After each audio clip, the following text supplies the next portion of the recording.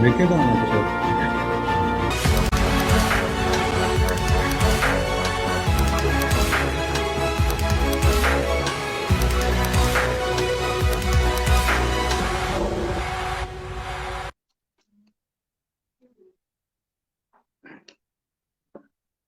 नमस्कार। मैं हूं आशुतोष पाठक। मित्रों, आज मैं पहले कुछ ब्रेकिंग आपको देता हूं। उसके बाद दो महत्वपूर्ण मुद्दों पर बात करेंगे। मैं जिस अभियान पे पिछले महीने भर से लगा हुआ हूं, आप सब उसके साक्षी हैं। आपका भरपूर समर्थन मिल रहा है। इसके लिए मैं हाथ जोड़ करके आप सबका आभार प्रकट कर रहा हूं। आशा है आप लाइव के दौरान आप जो संदेश भेजते हैं उसको हम देख पाते हैं, उसको हम रिवर्ट भी करते हैं। ज्यादा से ज्यादा आप संदेश भेजिए, ज्यादा से ज्यादा हमारे इस वीडियो को शेयर कीजिए, कमेंट कीजिए और अपने अपने ग्रुप्स में उन्हें इस वीडियो को देखने के लिए जरूर कहिए, ताकि ये अभियान है, ये हमारा कोई टेलीविजन मीडियम नहीं है, हमारा एक अभियान है जो हम लोगों तक पहुंचने के लिए लगातार कोशिश कर रहे हैं। जो दो महत्वपूर्ण ब्रेकिंग है वो हम आपको बताना चाहते हैं। Director general health Republic of south Africa की तरफ से एक सर्कुलर हुआ है। भारत में जो लोग सुप्रीम कोर्ट का दरवाजा खटखटा रहे हैं कि आप ओमिक्रॉन वायरस के फैलने को कैसे रोकें, कैसे आप सरकार को कहें कि चुनावी जो राज्य हैं वहां पर वर्चुअल माध्यम से रैली करें। आप क्यों कहा जा रहा है ये इसलिए कहा जा रहा है कि वर्चुअल माध्यम से जब रैलियां होंगी तो भीड़ सड़कों पर या मैदानों पर नहीं निकलेगी और इन्फेक्शन कम हो जाएगा। हमारी लड़ाई इस बात को लेकर के है कि ये ओमिक्रॉन एक ऐसा माइल्ड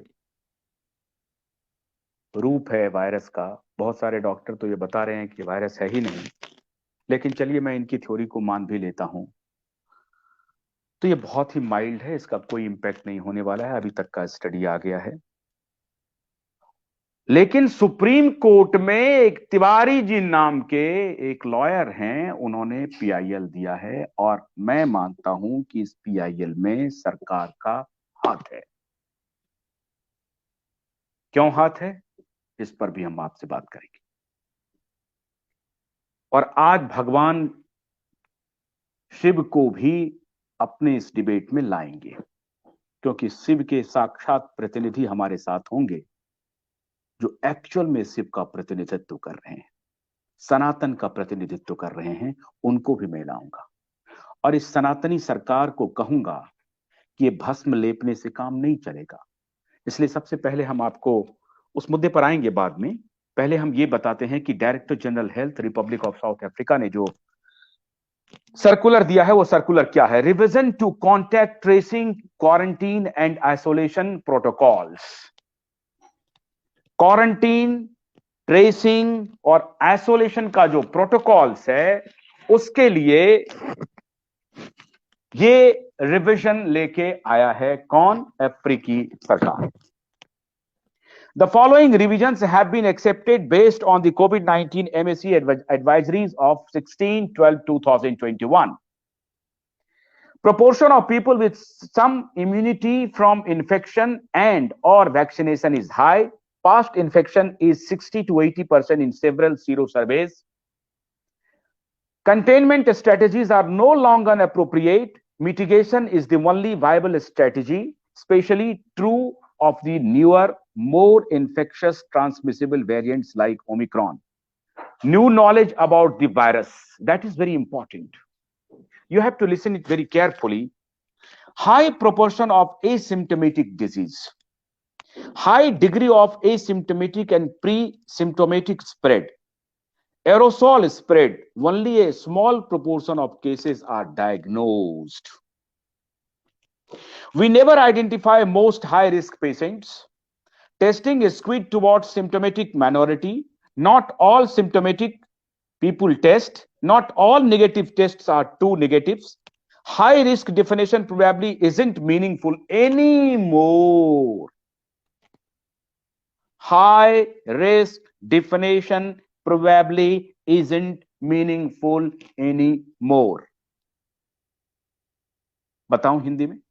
मुझे लगता है आप समझ गए होंगे. High risk definition probably isn't meaningful anymore. ये हाई रिस्क का जो तांडव मचाया जा रहा है कि तेजी से स्प्रेड करेगा, फिर बहुत मुश्किल हो जाएगा आबादी को संभालना, अस्पतालों में लाइंड अप हो जाएगा, ये जो कहानी बनाई जा रही है उसके बारे में कैटेगोरिकली ये एडवाइजरी डिनाई कर रहा है. Doesn't take into account aerosol spread, doesn't take into account the newer variants increased transmissibility, doesn't take into account pre-existing immunity. Quarantine has been costly to essential services and society, as many people stay away from their work and thus lose their income and children miss on their schooling.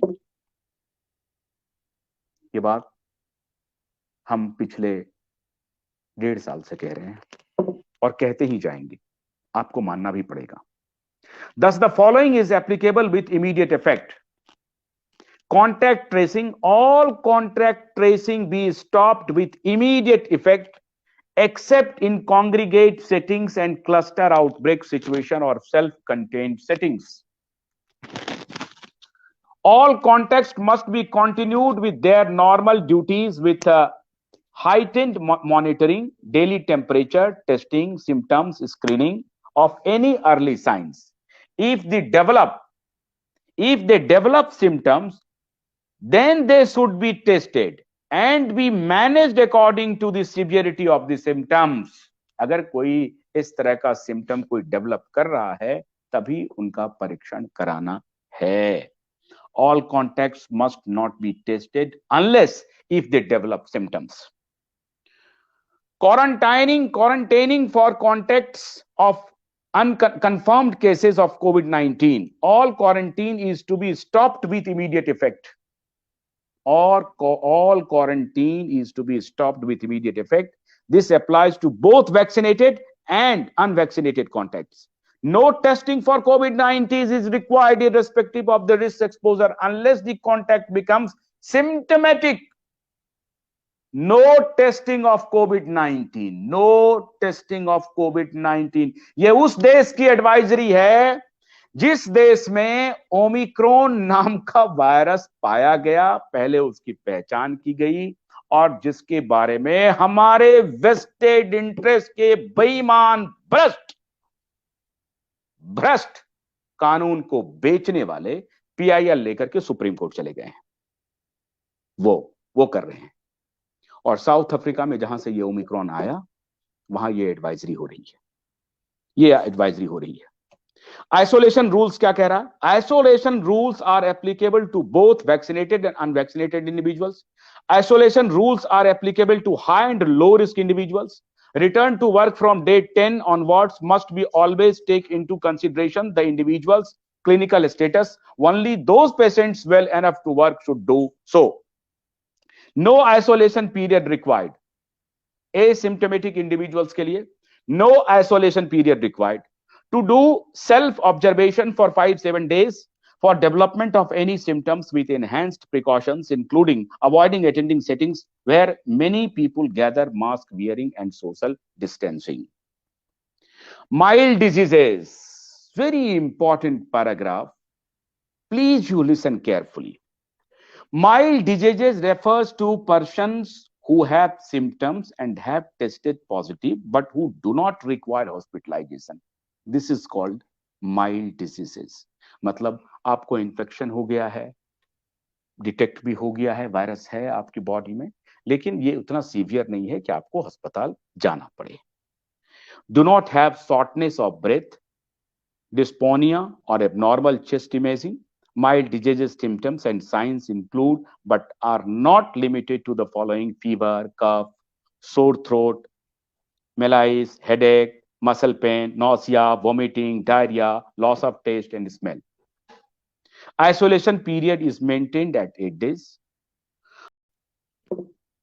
Doctor Banerjee, सबसे पहले आपके पास आते हैं, क्योंकि ये जो south Africa का जो लेटर है जो मैंने पढ़ा अभी एडवाइजरी के बारे में, बहुत देर के बाद मुझे आना पड़ा, लेकिन इसकी चर्चा बहुत जरूरी थी। ये जो एडवाइजरी है डॉक्टर साहब, क्या इस एडवाइजरी की भारत में भी आवश्यकता है? ये एडवाइजरी जो है ये तो 2 साल पहले ही चालू हो जाना था, क्योंकि अगर मैं बताऊं डब्ल्यूएचओ का खुद का जो गाइडलाइंस है, हालांकि वो गाइडलाइन 1986 का है। 1986 में जब डब्ल्यूएचओ एक्चुअली डब्ल्यूएचओ था और जब उसमें साइंटिफिक इंटीग्रिटी था, मेरे पास मैं 20 साल क्या मेरे 30 साल से एपिडेमोलॉजी प्रैक्टिस कर रहा हूँ, तो डब्ल्यूएचओ के पुराने गाइडलाइंस के हिसाब से मैंने मार्क करके रखा है। 1986 गाइडलाइन था pandemic control, disaster pandemic control में लिखा है कि एक बार जब कम्युनिटी ट्रांसमिशन चालू हो जाता है, तब ये जो कंटैक्ट ट्रेसिंग वगैरह ये व्यर्थ है, ये वेस्ट ऑफ रिसोर्सेज है। contact tracing does not make any impact once the community transmission has started. It is only जब शुरू में जब फैलता है नया कोई इमर्जिंग डिजीज, शुरू में अगर आप कर सकते हैं तो वो फैलने से बचा सकते हैं। और पर्टिकुलरली जो कह रहे हैं कि जैसे एसिम्प्टोमेटिक केसेस ज्यादा है, वहां पे आप पूरे केसेस को पकड़ ही नहीं सकते। और हमारा खुद का डेटा बताता है, अभी हमने जो सर्वे किया था जून में, जो सर्वे हुआ था उसके 70% या 67% इंडियंस को सीरो सर्वे में एंटीबॉडीज मिले। उसका मतलब 90 करोड़ लोगों को वायरस, 3 करोड़ को ही पॉजिटिव केसेस रिपोर्ट हुए थे। तो मतलब 90 करोड़ से ज्यादा लोगों को होने के बाद खाली आपने कंटैक्ट ट्रेसिंग से केवल 3 करोड़ यानी हार्डली 4% या 5% लोगों को आप कंटैक्ट ट्रेसिंग से पकड़ पाए, 95% लोगों को आप नहीं पकड़ पाए। तो इससे कोई फायदा नहीं हुआ आपको, हमारा खुद का डेटा कहता है, एक्चुअल ये प्रूव हो जाता है। और इससे क्या हुआ, आपने बहुत खर्चा किया, किट का खर्चा है, कंटैक्ट ट्रेसिंग आप देखो कितने मिलियंस ऑफ रुपीस, कितने पैसे व्यर्थ हमने नष्ट किए। ये पैसे अगर हम कंटैक्ट ट्रेसिंग में बचा लेते तो हम हॉस्पिटल सर्विसेज इंप्रूव कर सकते थे। तो इसका जो है ये साइंटिफिक रैशनल, अभी तो 2 साल हो गया है, पूरे वर्ल्ड में फैल गया है, अभी भी पूरा वर्ल्ड कंटैक्ट ट्रेसिंग कर रहा है, टेस्टिंग बढ़ा रहा है, एसिम्प्टोमेटिक टेस्टिंग, कंटैक्ट ट्रेसिंग क्वाली। जब पैंडेमिक का अर्ली स्टेज में ही इसका मकसद, इसका फायदा होता है, बाद में इसका कोई मकसद नहीं है, particularly in the middle of the pandemic. या उसको डॉक्टर, आप इरेडिकेट करने की कोशिश करो लास्ट में, एंड में, तभी उसका कोई फायदा है। और अभी इतना मामूली डिजीज, और अभी जो न्यू वेरिएंट्स आ रहे हैं उससे तो कॉमन कोल्ड, सर्दी जुकाम से भी हल्का बीमारी हो रहा है। तो ऐसे बीमारी को इरेडिकेट करने के लिए इतने रिसोर्सेस खर्चा नहीं करना चाहिए। तो ये सब देखते हुए साउथ अफ्रीका ने जो गाइडलाइंस दिए हैं बिल्कुल साइंटिफिक है, बिल्कुल लॉजिकल है, और इससे नुकसान कम होगा। हमारे ये जितने भी एफर्ट्स थे, इससे हमारे को नुकसान बहुत हुआ, पैनिक फैल गया, लोगों ने भगदड़ मच गई, लोगों का इकोनॉमिक लॉस हुआ। तो ये बिल्कुल मैं इससे बिल्कुल सहमत हूँ, इन्होंने जो गाइडलाइंस दिए। डॉक्टर